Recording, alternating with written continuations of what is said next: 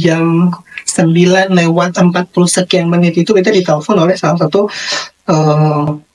anggota kepolisian, dan dia kirim gambar, bilang katanya bahwa ada kakak teman kok gitu, dia jadi korban kekerasan dan sekarang lagi ada di Leona.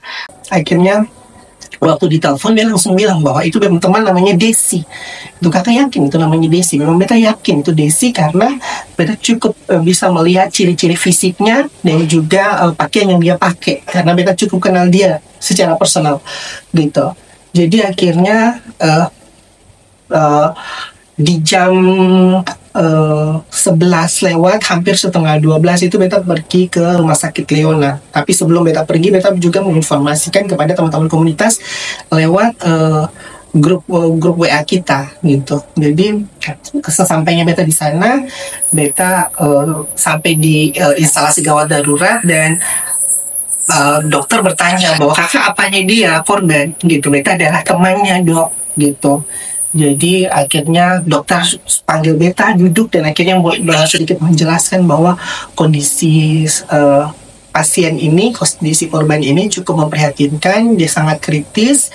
Dari awal sampai dia datang, dia masih mengalami koma, belum ada reaksi apapun, darahnya tidak berhenti mengalir. Bahkan dokter bisa mendefinisikan bahwa korban ini adalah korban yang sudah mengalami pendarahan di otak gitu. Dan kades itu sangat memprihatinkan buat beta secara pribadi, karena di bagian dia tuh sudah mulai mengalami memar di bagian wajahnya, di mata, khususnya di mata itu tuh dua-dua itu tuh memar biru dan cukup bengkak gitu.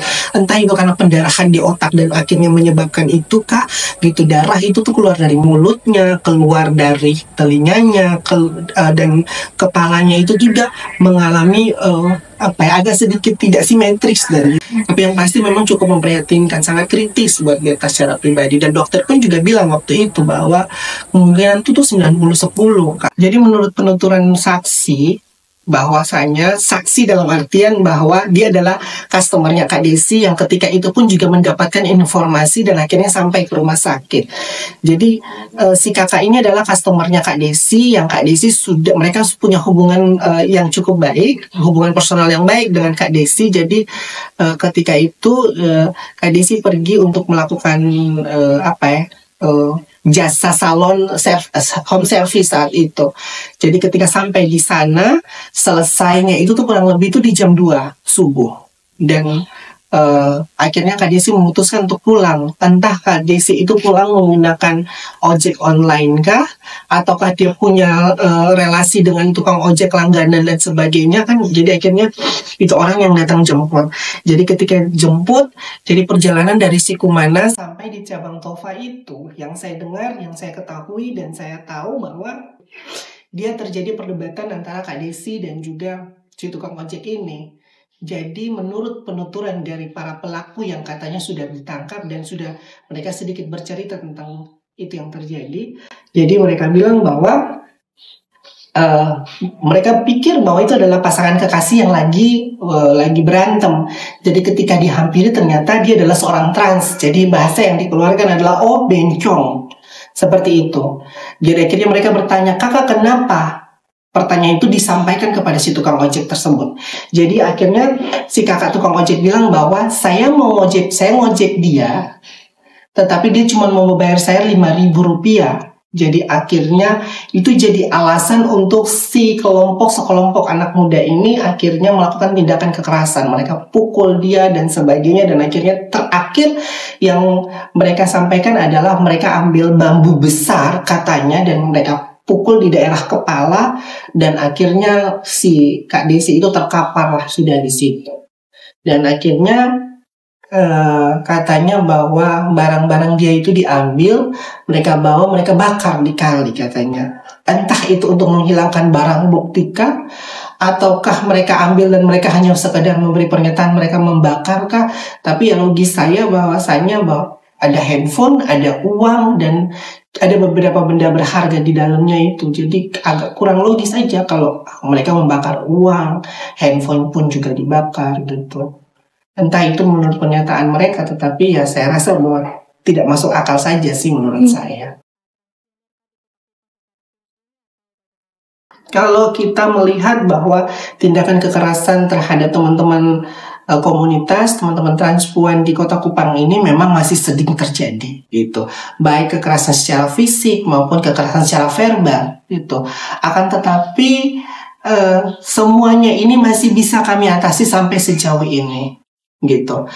Hanya yang ini adalah kejadian pertama kali di mana teman-teman trans itu sampai merenggang nyawa. Ini adalah kejadian yang pertama dan kami jujur kami sangat terpukul dengan kasus ini.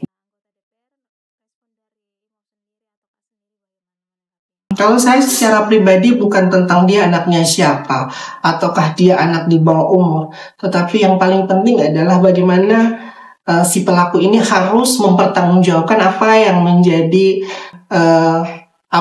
perbuatannya dia. Siapapun kamu, dari mana latar belakang kamu, entah kamu anak di bawah umur atau kamu anak dari seorang anggota dewan sekalipun, kamu harus bertanggung jawab atas apa yang kamu lakukan. Memang ada rumor yang mengatakan bahwa bisa saja ini akan begini dan begitu gitu, kasus ini pasti akan menguap dengan sendirinya, tapi ya kami berusaha, kami mengupayakan semoga keadilan buat Desi itu ditegakkan dan semua pelaku yang terlibat di dalamnya itu tuh dapat ditangkap dan keadilan boleh ditegakkan gitu.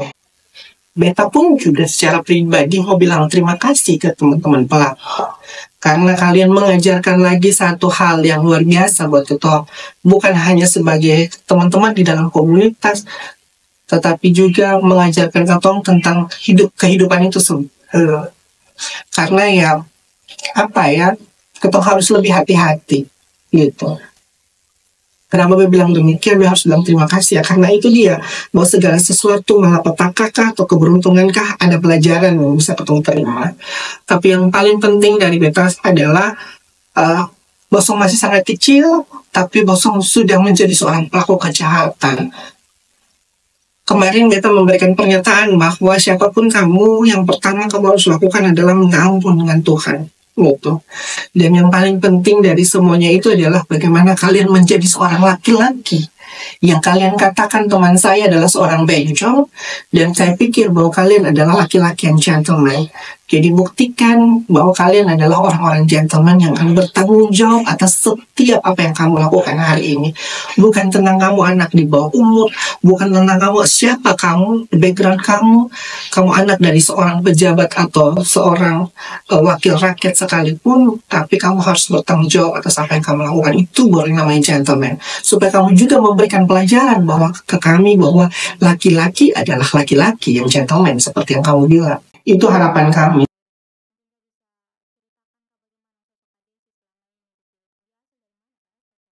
Kalau Kak Desi ini yang saya tahu dia adalah seorang perantau, dia dari desa Ayu Tupas di Kabupaten TTS. Itu yang saya tahu. Tapi selanjutnya saya tidak terlalu tahu banyak secara pribadi tentang keluarga dari beliau gitu. Dan itu yang menjadi kesusahan kami ketika kami harus menghubungi keluarga dari Kak Desi gitu. Tetapi sepanjang perjalanan kami menjadi teman, kami menjadi relasi di dalam satu komunitas, kami sama-sama berjuang di dalam komunitas. Desi adalah sosok pribadi yang buat saya itu, dia orangnya itu gak neko-neko buat saya. Ya mungkin mungkin dia pikir bahwa beta ini anak dari kampung, mungkin beta ini sekolahnya sonde selesai mungkin ya. Jadi dia tipe anak yang easy going, dia sonde repot, sonde neko-neko gitu. Kalau diminta, Desi, bolehkah kamu menyediakan waktu kamu, besok kami ada pertemuan dengan stakeholder lainnya terkait dengan persoalan komunitas gitu.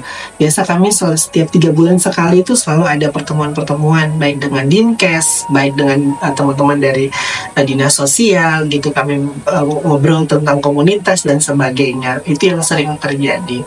Dan dia itu orang yang sangat welcome gitu. Ketika kami minta tolong untuk Desi, kebetulan saya sibuk, kamu boleh nggak gitu hadir di acara itu untuk ada keterwakilan dari teman-teman transpuan gitu. Oke, bisa gitu. Saya pun juga kalau misalkan di Desi itu tuh tipe anak yang datang tadi undang pulang tadi diantar gitu. Jadi tiba-tiba itu satu waktu dia bisa datang kapanpun gitu. Dia mau datang ya dia datang aja, nggak bikin nggak tanya lagi di mana, Mami Karen lagi di mana. Dia tidak bertanya, tiba-tiba itu udah masuk, udah datang gitu. Lu dari mana Des gitu. Soalnya beta jalan sah, beta ini kepingin mampir sini jadi beta mampir. Beta kenal dia cukup baik, dia anak baik gitu. Kadang-kadang dia cukup dekat juga dengan beta, bahkan beta keluarga di sini. Kadang-kadang dia kan suka ngobrol dengan mama mau bunga kok, kebetulan beta tetangga itu tuh dia punya toko bunga gitu. Nanti beta bawain buat mama. Nah itu dia orangnya sederhana, sonde repot gitu. Entah ya, mungkin ada di beberapa orang teman-teman dia punya karakter yang lain gitu. Tetapi dia dengan beta dan mungkin beberapa orang teman-teman, atau mungkin karena kami lebih kakak dari dia menghargai kami sebagai orang yang lebih tua dari dia. Jadi dia tidak pernah menunjukkan sifat dan karakter dia yang kurang ajar. Itu nggak pernah sama sekali, Kak. Bukan karena beliau sudah meninggal dan hal-hal yang baik yang kami bisa ceritakan, tapi memang secara personal beta kenal dengan dia, memang dia anaknya sangat baik. Itu Desi di pandangan gitu. Jadi ya beta sangat kehilangan sekali sosok Desi ini, karena Desi adalah satu orang yang mungkin dia tidak punya kapasitas intelektual yang luar biasa buat beta, tetapi dia adalah orang yang sangat-sangat bisa mendukung beta gitu untuk menjadi perpanjangan informasi ketika kita ada dalam satu pertemuan-pertemuan dengan orang-orang di luar komunitas, yang dimana kami membicarakan tentang komunitas gitu, kami menyuarakan tentang komunitas. Desi adalah salah satu orang yang sangat bisa beta andalkan, karena teman-teman itu rata-rata sibuk gitu dengan berbagai macam pertimbangan-pertimbangan mereka. Jadi kalau ada pertemuan-pertemuan komunitas yang dimana itu harus dihadiri oleh teman-teman transpuan, beta ketika menghubungi siapapun itu ada saja alasan mereka. Tetapi kalau Desi, dia sudah pernah bilang sonde. Itulah Desi gitu. Jadi jujur beta sangat cukup kehilangan. Apalagi beta adalah orang pertama yang dihubungi, beta yang menghubungi teman-teman komunitas, beta yang sampai di rumah sakit, beta menyaksikan dia tuh keadaan gitu. Beta yang cukup mendengar bahwa dia tuh bukan dari tempat pesta, dia tidak dalam keadaan mabuk, tidak pulang cari hidup gitu, tapi dia pulang bukan bawa berkat, tapi dia pulang bawa malapetaka dalam dia hidup gitu. Beta sangat sedih sekali gitu, karena satu orang yang jadi pejuang dalam dia hidup, memberdayakan dia diri untuk tidak menjadi benalu dalam dia keluarga, bahkan dia menjadi seorang penyambung hidup buat dia keluarga, seseorang yang diandalkan oleh dia keluarga, telah berpulang hanya karena persoalan yang sangat soalnya masuk akal buat beta gitu. Dan karena dia adalah seorang transpuan dan orang bisa segampang itu untuk ambil nyawa, itu yang beta sedih dan beta sesali sekali sih, Kak gitu.